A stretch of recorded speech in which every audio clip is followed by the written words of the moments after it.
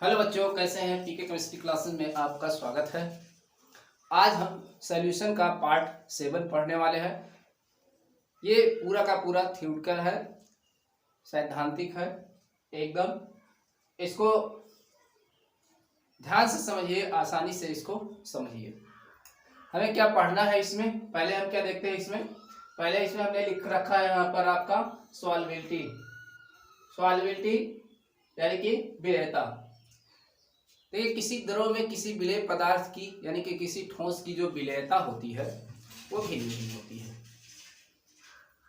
अगर एक विलायक में आप किसी विलेय पदार्थ को घोलते हैं तो उसकी विलेयता क्या होती है? उसमें भिन्न भिन्न होती है। अब चाहे वो विलेय पदार्थ आपका, चाहे कोई आप ठोस उसमें डिजॉल्व करें या फिर आप गैस डिजॉल्व करें, कुछ भी आप उसमें डिजॉल्व करते हैं तो उसकी विलेयता क्या होती है? भिन्न भिन्न होती है। और ये विलेयता किसी भी द्रव में किसी गैस की या किसी ठोस की जो विलेयता होती है वह विलेय पदार्थ की प्रकृति पर, विलायक की प्रकृति पर, ताप पर, दाब पर या उसमें अन्य कोई पदार्थ घुले हैं उस बात पर डिपेंड करता है।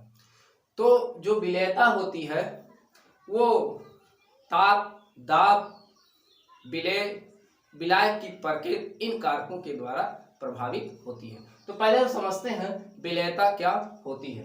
बड़े ध्यान से इसको सुनिएगा, बड़े आराम से आप सुनिए, आपको सब कुछ समझ में आएगा। जो चीजें, कुछ चीजें यहाँ हमने नहीं लिखा है, यहाँ कुछ चीजें हमने लिख रखी है, कुछ चीजें नहीं लिखा है, हम वहाँ उसकी डिफिनीशन और बताएंगे, तो आप वीडियो आप सुनकर उसको लिख सकते हैं।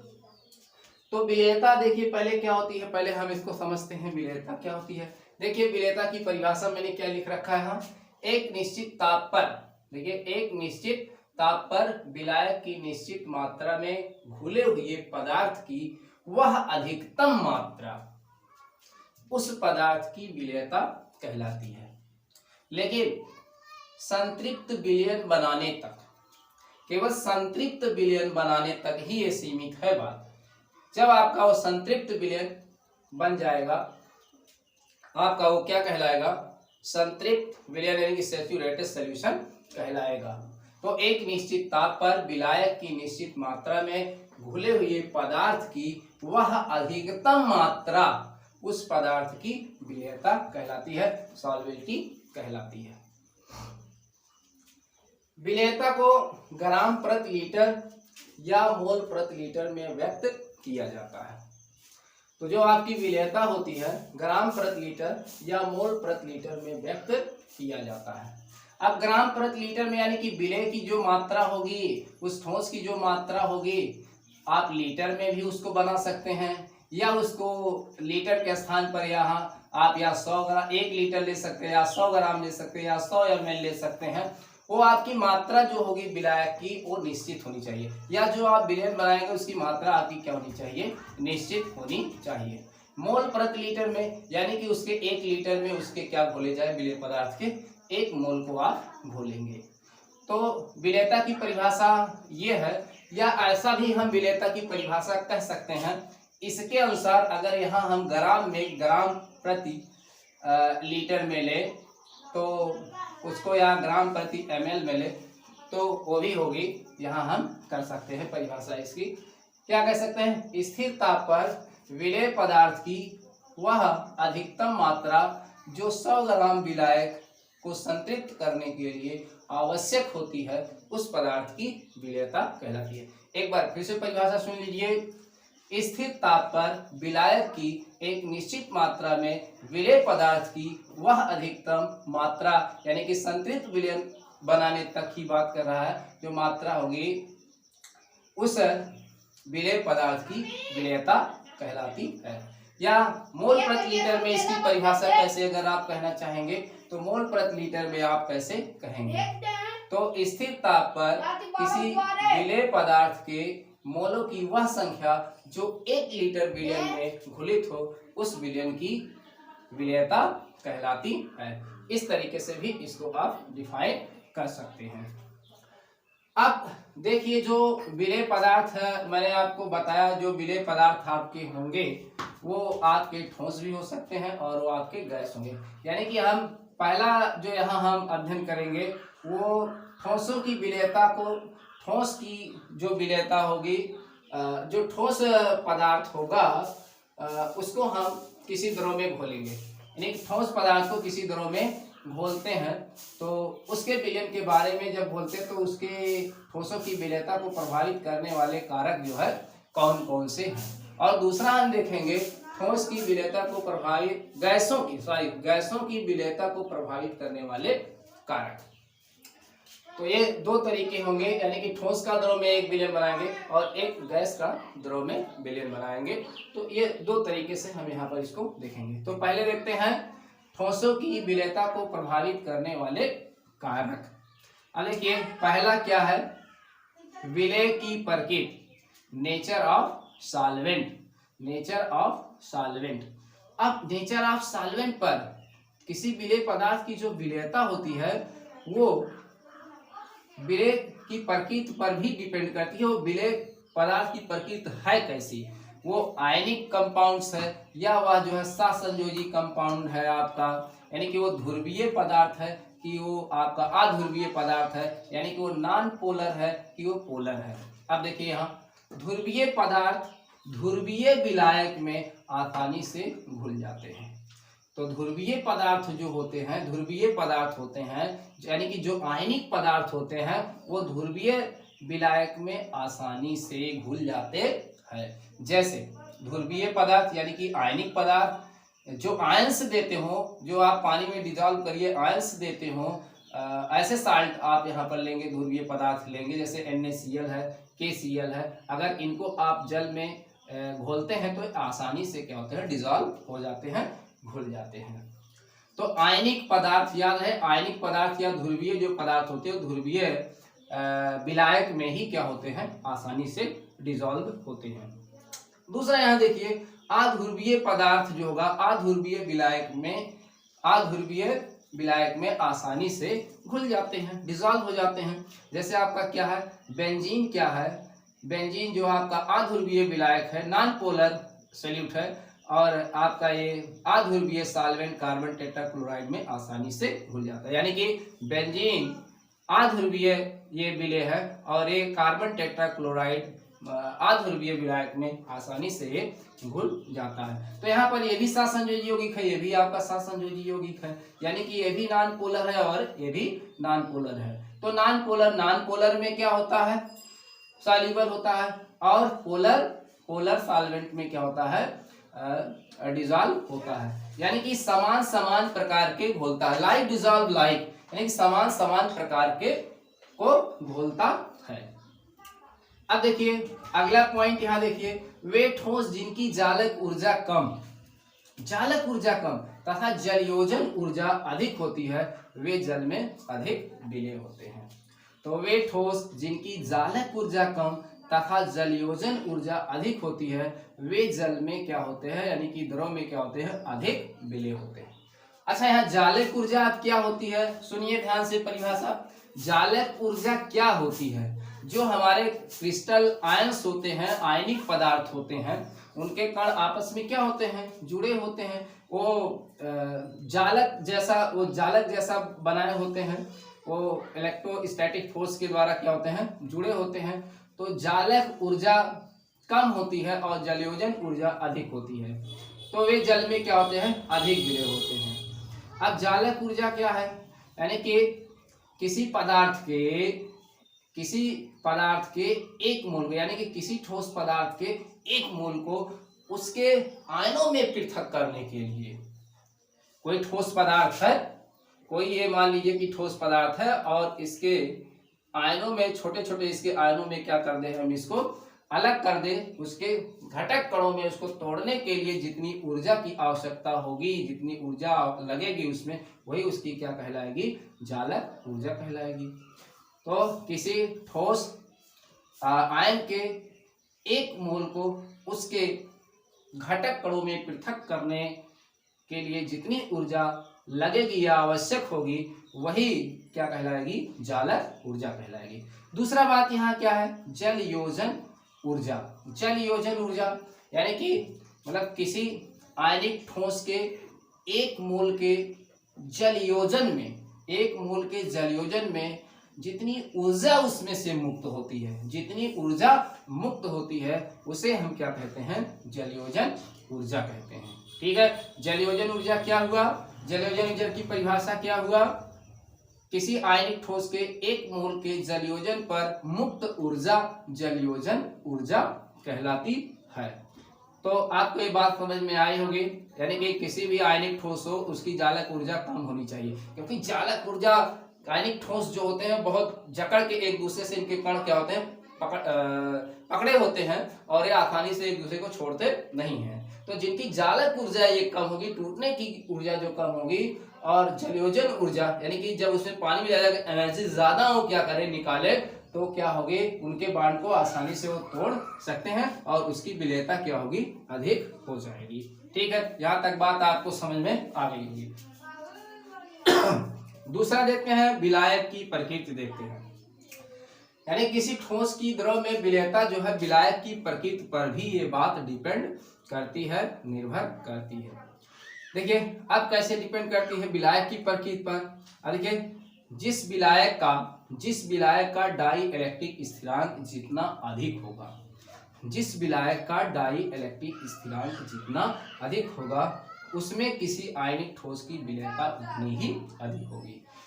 यानी कि किसी विलेय की विलायक में जो विलेयता होती है वो विलायक के डाई इलेक्ट्रिक स्थिरांक पर निर्भर करती है। तो डाई इलेक्ट्रिक स्थिरांक, किसी भी द्रव का डाई इलेक्ट्रिक स्थिरांक जितना अधिक होगा उसकी विलेयता उसमें क्या होगी, अधिक होगी। तो डाई इलेक्ट्रिक स्थिरांक जल का सबसे अधिक होता है वाटर का, उसका कितना होता है, 82 से 85 के मध्य में इसका डाई इलेक्ट्रिक स्थिरांक होता है।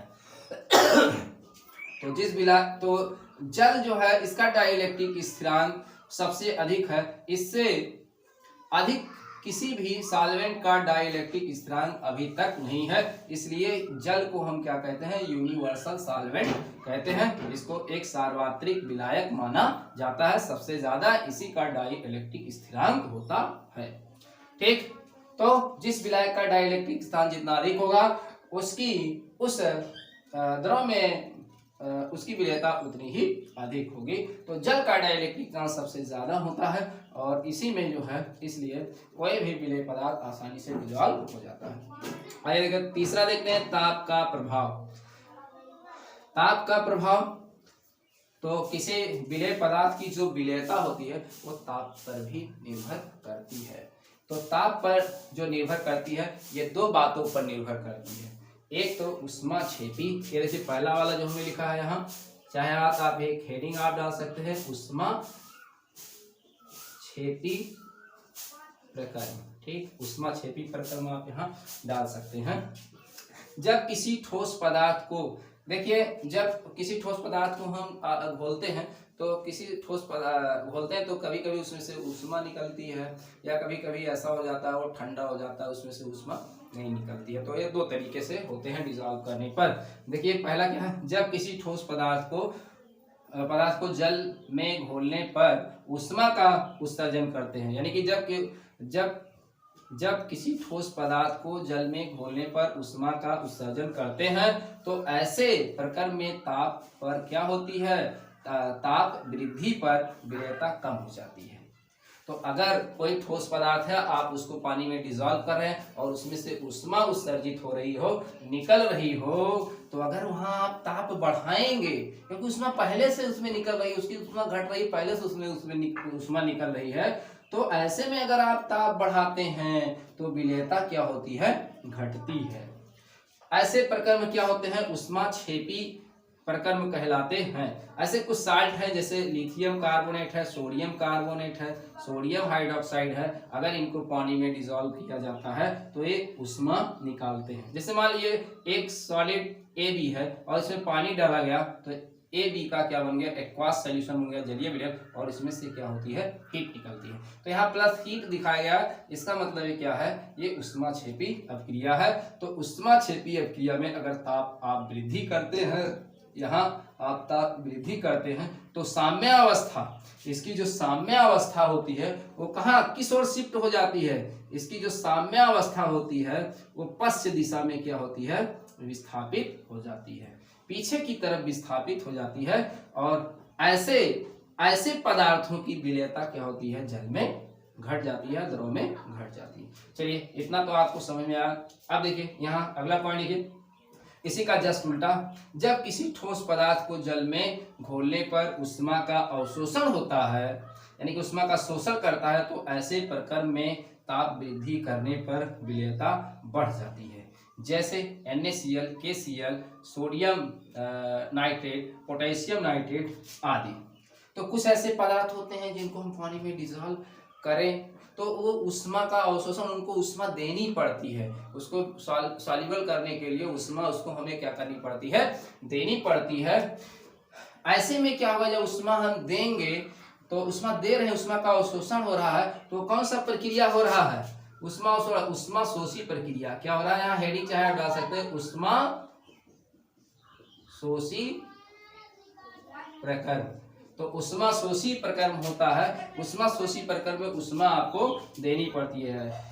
तो ऐसे में जब उष्मा आप देंगे तो साम्य अवस्था क्या होगी, साम्य अवस्था अग्र दिशा में विस्थापित होगी, यानी कि इसकी साम्य अवस्था आगे की तरफ क्या होगी, आगे की तरफ क्या होगी, ये चलेगी, आगे की तरफ विस्थापित हो जाएगी। और ऐसे में ऐसे पदार्थों की विलेयता, यानी कि ऐसे टाइप के पदार्थों की विलेयता क्या होती है, बढ़ जाती है। ठीक है, आपको समझ में आएगा। यानी कि यहाँ दो टाइप के प्रक्रम चल रहे हैं, उष्मा क्षेपी प्रक्रम और उष्मा शोषी प्रक्रम, दो प्रक्रम यहाँ पर ताप के प्रभाव में सम्मिलित है। चलिए अगला हम देखते हैं, दाब का प्रभाव देखते हैं। क्या देखते हैं, दाब का प्रभाव देखते हैं। दाब का प्रभाव देखिए, दाब का प्रभाव जो होता है, ठोस और द्रव के अगर विलयन आप बनाते हैं तो इस पर विलेयता का कोई भी प्रभाव दाब पर नहीं पड़ता है, विलेयता पर दाब का कोई भी प्रभाव नहीं पड़ता है। देखिए यानी कि ठोस की द्रव में विलेयता पर दाब का कोई भी प्रभाव नहीं पड़ता है। क्यों नहीं पड़ता है, क्योंकि ठोस और जो द्रव होते हैं ऑलरेडी वो पहले से ही क्या होते हैं, कंप्रेस्ड होते हैं, वो पहले से उनके वैसे ही पास होते हैं, पहले से ही कंप्रेस्ड होते हैं, वो असंपीड्य होते हैं। ठीक है, असंपीड्य होते हैं, यानी कि उनमें संपीड्यता का गुण नहीं होता है। संपीड्यता का, कंप्रेसिबिलिटी का गुण किसमें होता है, केवल गैसों में होता है, ठोस और द्रव में नहीं होता है। इसलिए यहाँ एक पहले से कंप्रेस्ड है और इस पर दाब बढ़ाकर, यानी कि किसी द्रव और कोई विलेय पदार्थ आप उसमें ठोस और द्रव का विलयन हो, अगर आप उस पर दाब बढ़ाएंगे तो उसकी विलेयता पर कोई भी प्रभाव नहीं पड़ेगा, क्योंकि वो ऑलरेडी ही कंप्रेस्ड होते हैं, अर्थात वो क्या कह सकते हैं, वो असंपीड्य होते हैं। ठीक है, तो ये आपका कहा ठोस की विलेयता को प्रभावित करने वाले कारक आपको समझ में आया होगा। इसको एक दो बार वीडियो रिवाइज करके देखेंगे तो आपको बहुत बढ़िया से समझ में आ जाएगी ये बात। चलिए अगला दूसरा देखते हैं, गैसों की विलेयता को प्रभावित करने वाले कारक। अब गैस, क्योंकि कुछ ऐसे विलयन बनाते हैं जिसमें हम द्रव में गैस को डिसॉल्व करते हैं, तो किसी गैस की द्रव में जो विलेयता होती है उसको हम अवशोषण गुणांक के रूप में व्यक्त करते हैं। किसी गैस की द्रव में जो विलेयता बनाते हैं, समझिए बढ़िया सर, जब किसी द्रव में गैस को हम उसमें घोलते हैं तो उसकी विलेयता को हम किस रूप में व्यक्त करते हैं, अवशोषण गुणांक के रूप में व्यक्त करते हैं। अब अवशोषण गुणांक क्या है, अवशोषण गुणांक आप किसे कहेंगे, अवशोषण गुणांक का मतलब ये हुआ, अवशोषण गुणांक मतलब एक निश्चित ताप और निश्चित दाब पर, यानी कि वायुमंडलीय दाब पर, एक निश्चित ताप और एक वायुमंडलीय दाब पर कह सकते हैं, उस विलायक की निश्चित मात्रा में, जिस विलायक में आप घोलेंगे उस विलायक की निश्चित मात्रा में कितने गैस के आयतन उसमें डिसॉल्व हो रहे हैं, उसमें गैस के कितने आयतन डिसॉल्व हो रहे हैं, वही क्या कहलाता है, अवशोषण गुणांक कहलाता है। बात है इस समय में अवशोषण गुणांक किसे कहते हैं, स्थिर ताप पर कहेंगे या निश्चित ताप पर, स्थिर ताप या निश्चित ताप पर क्या है, निश्चित वायुमंडलीय दाब पर, यानी कि एक वायुमंडलीय दाब पर किसी निश्चित विलायक में, जो आपका विलायक होगा उस निश्चित विलायक में या इकाई आयतन में गैस के कितने आयतन उसमें डिसॉल्व हो रहे हैं, घुल रहे हैं,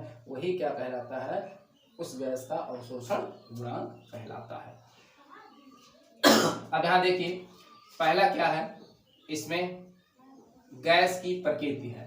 अब देखिए गैस की प्रकृति क्या है, जो गैसें विलायक से अभिक्रिया करती हैं, भाई बहुत सी गैसें होती हैं जो विलायक से अभिक्रिया कर लेती हैं अथवा विलयन में आयनित होती हैं। बहुत सी ऐसे गैसें हैं जैसे विलयन में उसको डाला गया या उस पर प्रेस किया गया तो जैसे ही द्रव के संपर्क में आती हैं आयनित हो जाती हैं, वह बहुत अधिक विलयशील होती हैं, तो बहुत ज़्यादा क्या होती हैं, घुल जाती हैं। जैसे अमोनिया है, HCl है, HBr है, CO2 है, SO2 है, ये सब गैसें हैं। और भी गैसें हैं, ये गैसें हैं जो द्रव के संपर्क में आने पर क्या होती हैं, ये अभिक्रिया कर लेती हैं अथवा क्या होती हैं, आयनित हो जाती हैं। जैसे अमोनिया है, अमोनिया जैसे जल के संपर्क में आया, अमोनियम हाइड्रोक्साइड में आता है और फिर आयनित होकर अमोनियम आयन और हाइड्रोक्साइड आयन देता है। इसी तरीके से HCl है, HCl जानते हैं, किसी अम्ल को अगर आप क्या कहते हैं जल में डालते हैं तो क्या देता है, हाइड्रोनियम आयन देता है, H पॉजिटिव देता है, हाइड्रोनियम आयन देता है और ये Cl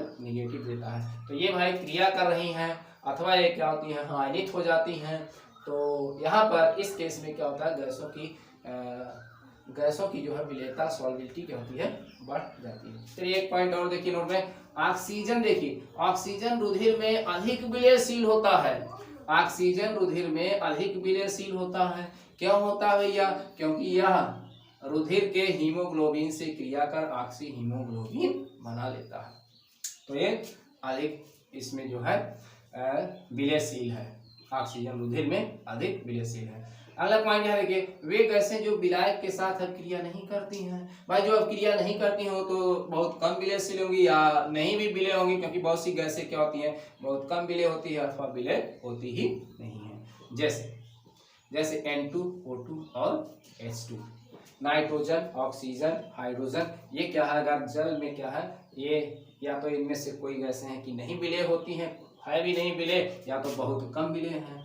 जैसे देखिए ऑक्सीजन क्या भाई, जल में बहुत ज़्यादा मात्रा में तो विलय होती नहीं है, ऑक्सीजन जल में बहुत ज़्यादा विलय नहीं होती है, इसीलिए ऑक्सीजन पानी में बहुत कम डिजॉल्व होता है, इसीलिए जो पानी में जलीय जीव होते हैं वो इसी ऑक्सीजन को लेकर के आते हैं, जीवित रहते हैं। लेकिन वो उनके लिए जो है बहुत आसान नहीं होता है, पानी में जीना बहुत ही कठिन होता है। जिस तरीके से हम इस वायुमंडल में बड़े आराम से ऑक्सीजन लेकर जो है कंफर्टेबल तरीके से जीवित रहते हैं, उतने अच्छे तरीके से अगर उन मछलियों से और पानी में रहने वाले जीवों से अगर पूछा जाए तो वो यही कहेंगे हम बड़े कठिनाई में इसमें जीवित हैं। ठीक, तो ये उनके लिए। ठीक, आगे देखिए अगला पॉइंट क्या है, इतना समझ में आया होगा आपको। अगला देखिए क्या, विलायक की प्रकृति। अब विलायक की प्रकृति देखिए, ध्रुवीय विलायकों में कुछ गैसें क्या होती है, अधिक विलयशील होती है, यानी ध्रुवीय विलायक में गैसें जो होती हैं वो अधिक विलय होती हैं, जैसे HCl और अमोनिया ऊपर जैसे मैंने बताया, क्योंकि ये क्रिया कर लेती हैं विलायक से और वो रिएक्शन कर लेती हैं, इसलिए वो अधिक विलय होती है।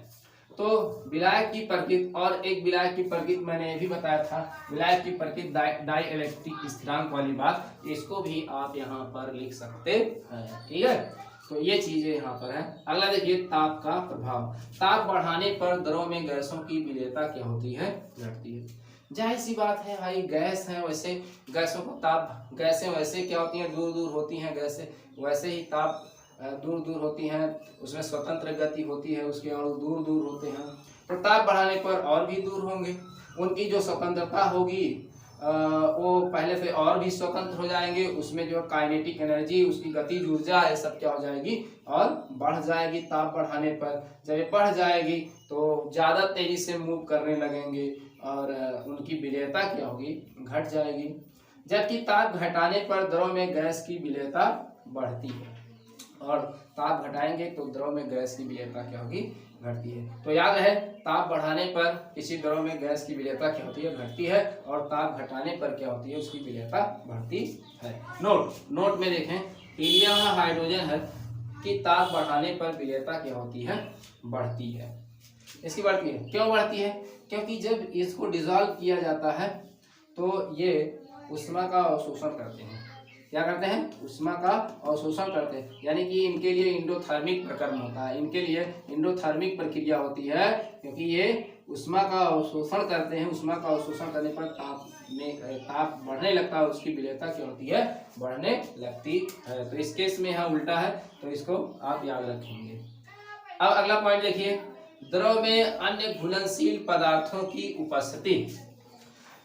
द्रव में अन्य घुलनशील पदार्थों की उपस्थिति, अगर कोई द्रव है उसमें कोई अशुद्धि के रूप में कोई विलेय पदार्थ पहले से डिजॉल्व हो तो कुछ विलायक की तो मात्रा को तो विलेय अशुद्धि जो पदार्थ होंगे पहले से ही कवर कर लेंगे, उनका हाइड्रेशन हो जाएगा जल के साथ, वो पहले से कुछ जल के अणुओं को क्या कर लेंगे? कवर कर लेंगे, उनको घेर लेंगे या जल के अणु उनके चारों ओर आ जाएंगे, घेर लेंगे, तो उसकी घुलनशीलता। तो देखिए यहाँ द्रव में अन्य घुलनशील पदार्थ जैसे वैद्युत अपघट्ट या कोई कार्बनिक पदार्थ है, अगर उसमें घुला है तो क्या होगी? विलेय पदार्थ की विलेयता घटती है। ठीक, तो पहले से वो कवर कर लेते हैं, घोल लेते हैं, इसलिए उनकी विलेयता क्या होगी? घट जाती है। याद है, तो अगर किसी द्रव में कोई विलेय पदार्थ ऑलरेडी पहले से ही कुछ मौजूद है अशुद्धि के रूप में, तो आप जो विलेय पदार्थ आप उसमें घोलने जा रहे हैं उसकी विलेयता क्या होगी? क्योंकि पहले ही वो कवर कर लिए हैं, उसको पहले ही उसका स्थान ले लिए हैं, तो अब जो आप विलेय पदार्थ उसमें घोलने जा रहे हैं अब उसकी विलेयता क्या होगी? घट जाएगी, क्योंकि जल के अणु पहले से कवर कर लिए, पकड़ के बैठे हैं सबको, तो अब जो आप डाल रहे हैं तो उनको कौन पकड़ेगा? तो इसलिए इनकी विलेयता क्या होगी? घट जाती है। तो ये पूरा मैटर आपको समझ में आया होगा। वीडियो को रिवाइज करके और बढ़िया से इसको आप पढ़ेंगे तो आपको ये बढ़िया से समझ में आ जाएगा। तो ये आपका है। अब अगले टर्म पर ये आपका पार्ट 7 था। अब इसके बाद पार्ट 8 में आपको बताया जाएगा, आपको पढ़ाया जाएगा हेनरी लॉ के लिमिटेशन और उनके अनुप्रयोग आपको बताए जाएंगे। तब तक के लिए नमस्कार।